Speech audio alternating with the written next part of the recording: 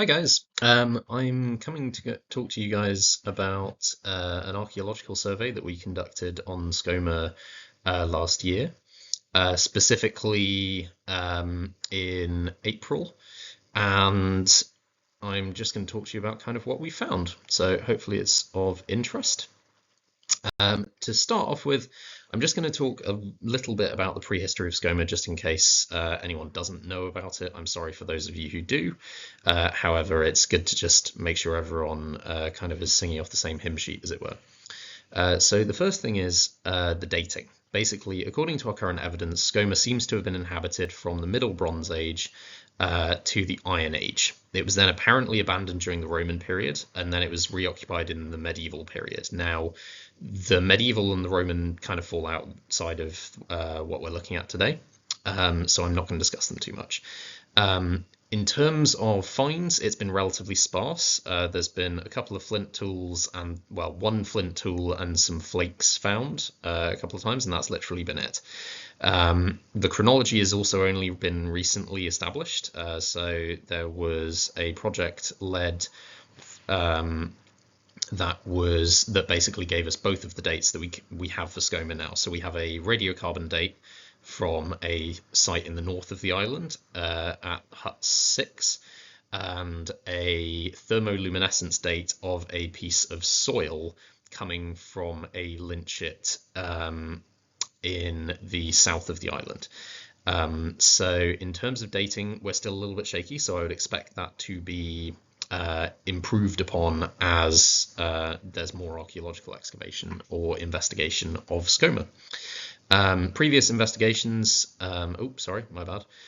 Prehistoric remains themselves, they're concentrated around the peripheries of the island, mainly as a result of preservation. Obviously, there is a farm in the middle of the island which used ploughing. It seems like this ploughing was not deep enough to damage everything, but it's still a little bit unknown as to what's under there. So most of the sites that we're talking about here are all going to be around the edges.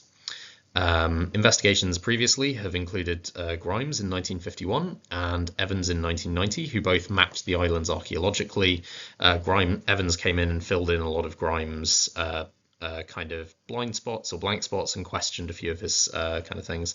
It was a very productive kind of survey. And then there was the Skomer Island project, who returned to investigate from 2012 to 2020 and excavated 3 features, and they're the source of our actual absolute dates for Skomer and its occupation. The archaeology on Skomer is extremely messy. Mainly on account of the burrowing seabird population, which makes excavating really, really hard and really, really kind of difficult, because basically you've basically got a key principle of archaeology being stratigraphy. So basically you have a layer that forms on top of another layer, on top of another layer, on top of another layer, and you can be generally sure that the top layers are going to be younger than the bottom layers. Obviously, if you have a seabird population that goes in and burrows underneath and through and around all of these things, it can really mess that up. So there are only certain features on Skomer that you can really excavate, and they're the things like rocky things that birds can't burrow into. So to just kind of go over some of the remains pictorially, so you've got roundhouses like these two. The one on the left is publicly accessible from one of the footpaths. The one on the right is in the southwest of the island and is not publicly accessible. You can't go there unless you're under supervision. There are field boundaries, such as this one, that one's actually from a path near the Wick, and you can kind of see it kind of makes its way up the hill and kind of curves around.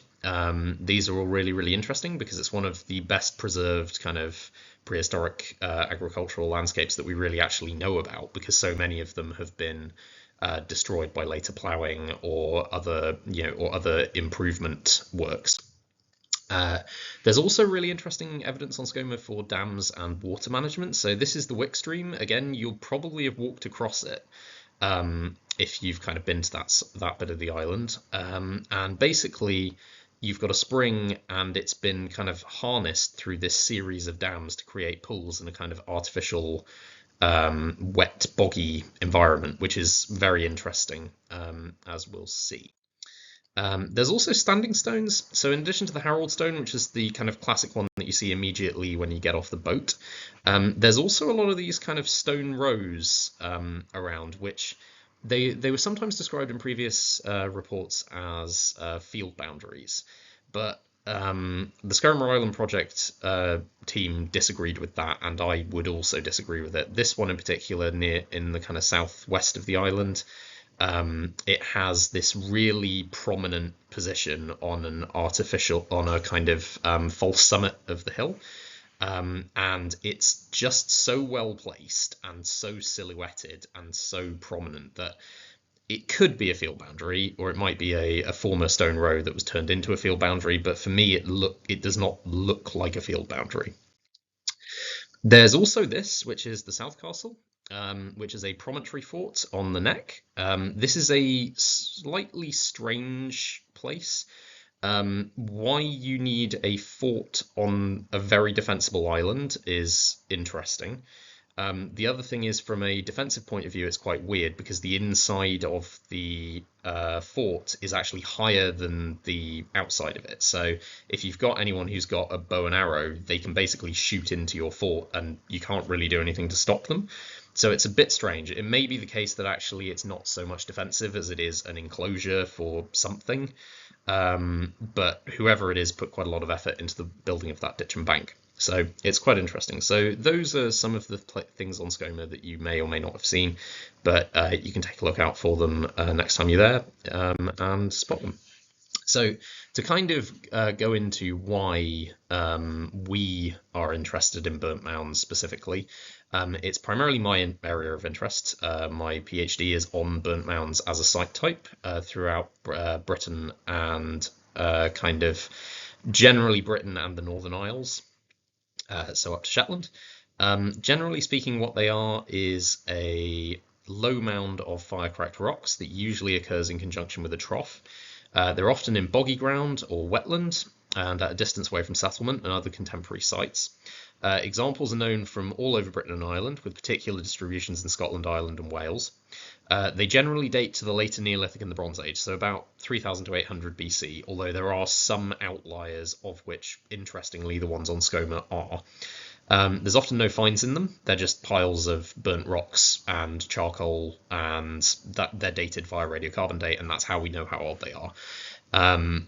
The general consensus is that they represent the remains of water heating.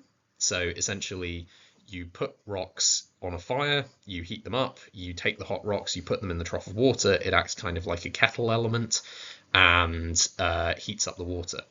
However, as to what these are is a very good question.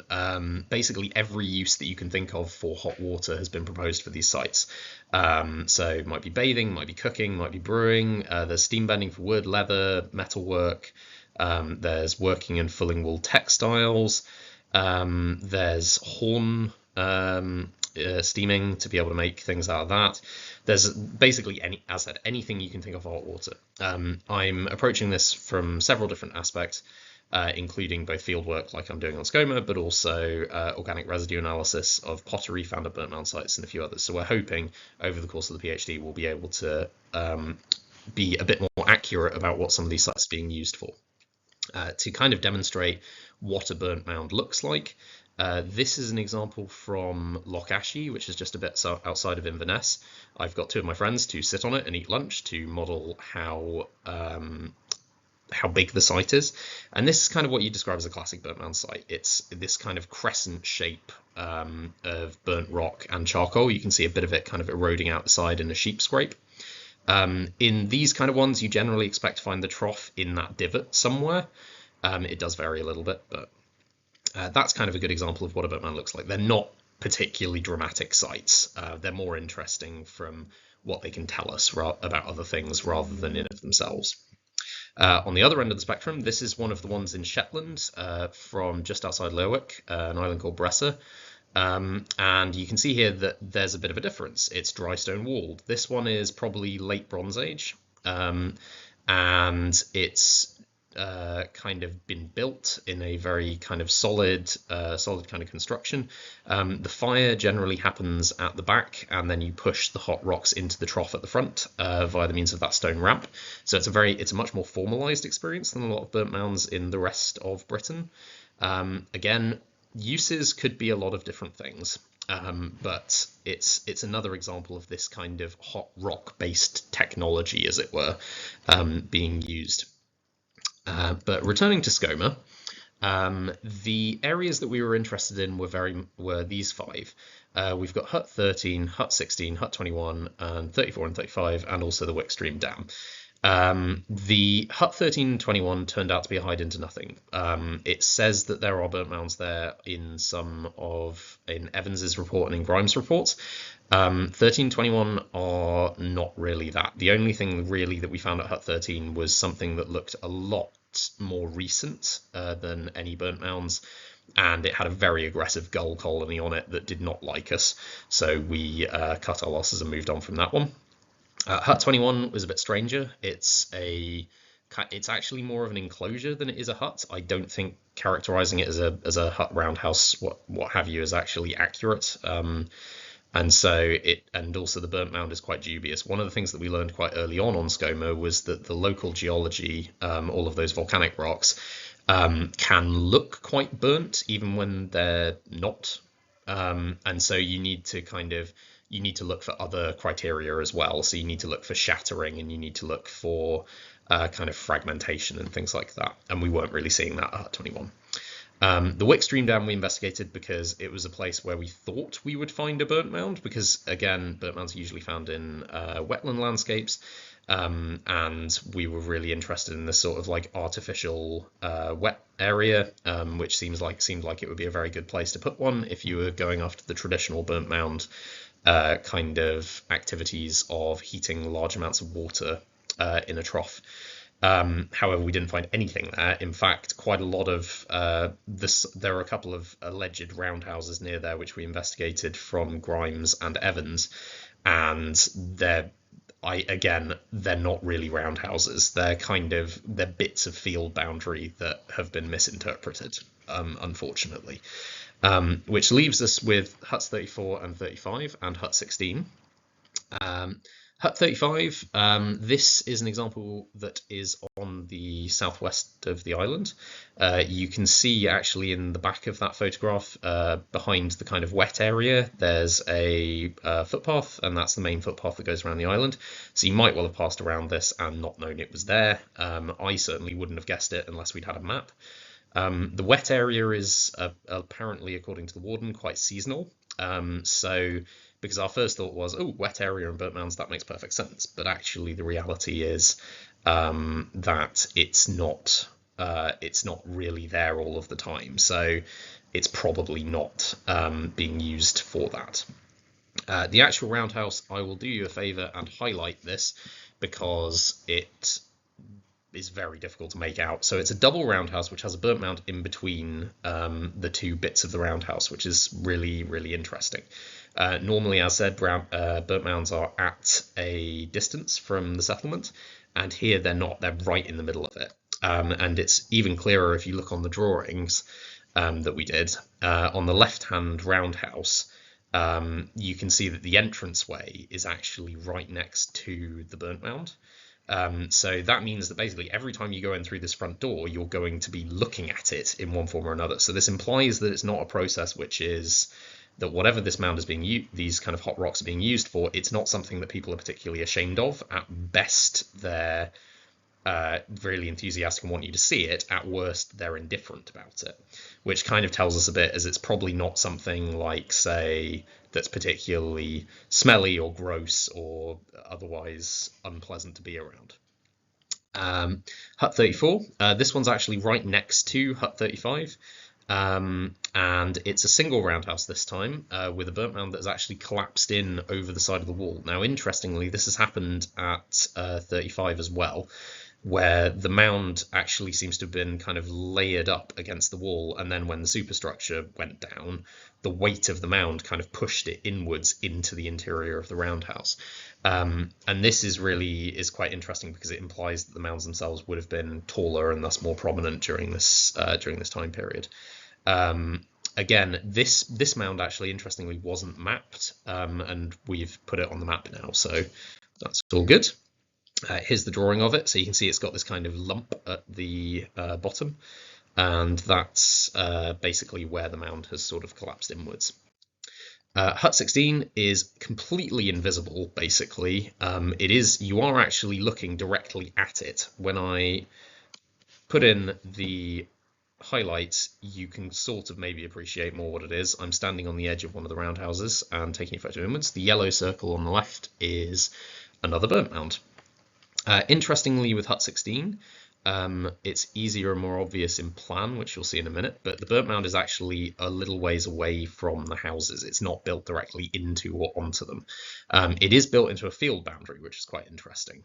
But this is the actual mound itself. And one of the interesting things which you may or may not be able to work out from this picture is that the soil and the kind of rocky kind of matrix that makes up the burnt mound is actually not burned or ashy. Usually if you find this and it's a burnt mound that's been exposed, it's black.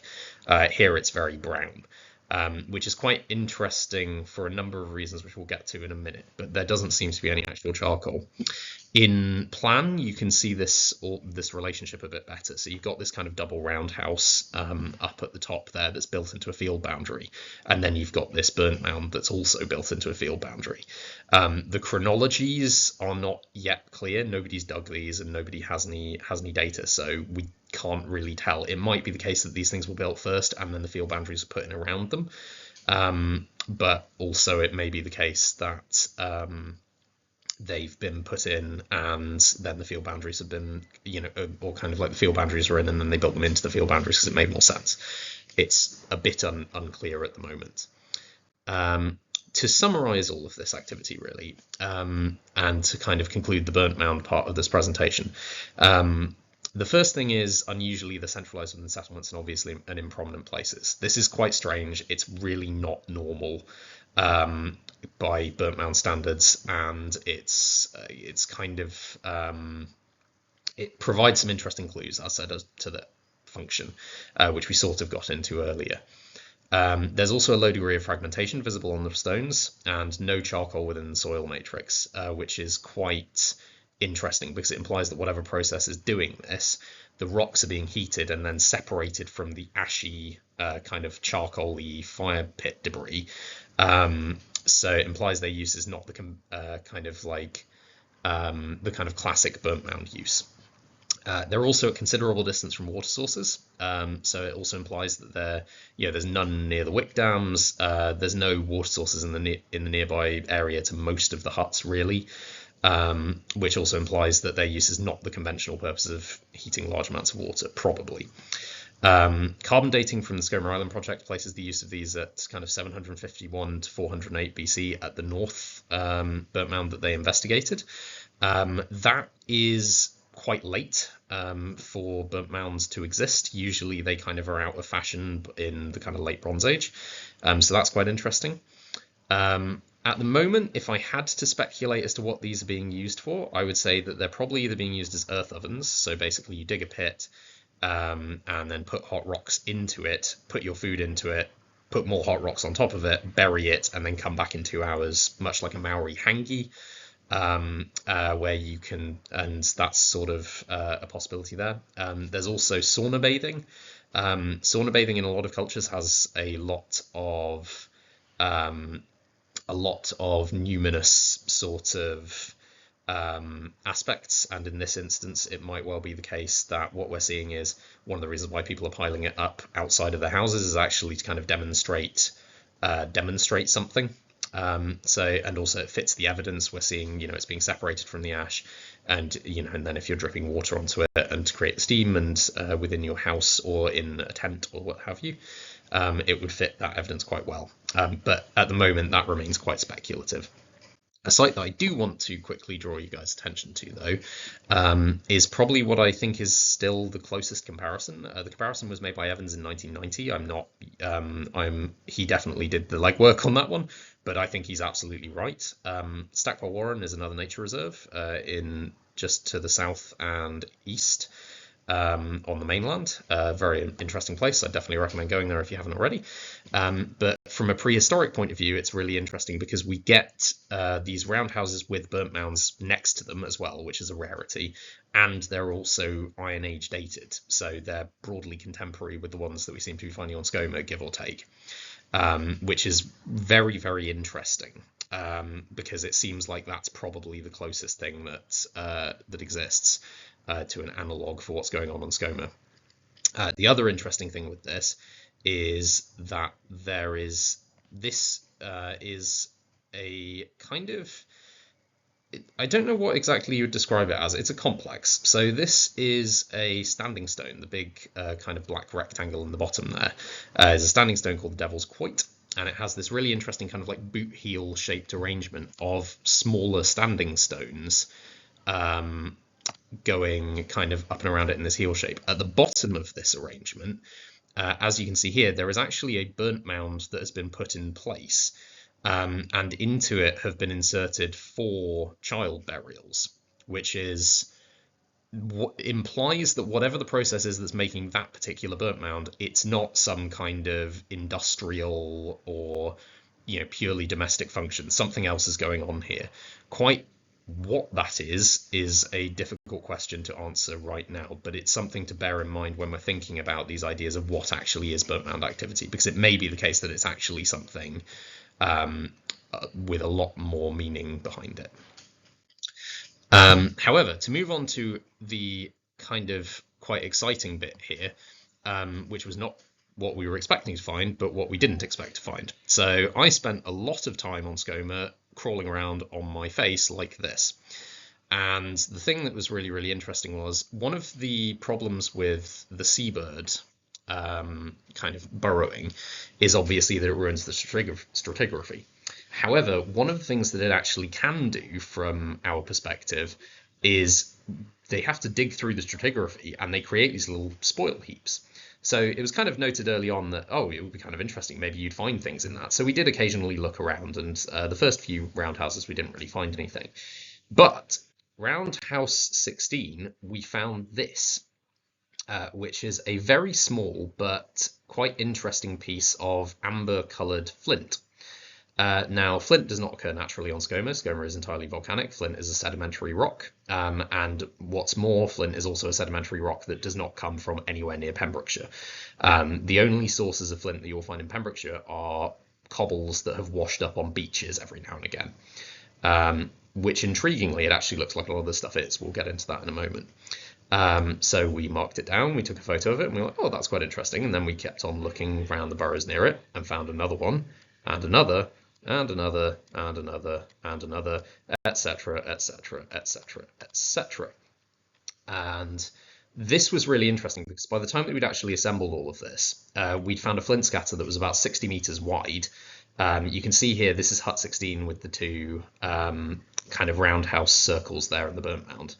And it's all within this enclosure. I've used Google Maps here because the enclosure itself is most obvious on it. It's this kind of D-shaped one behind it.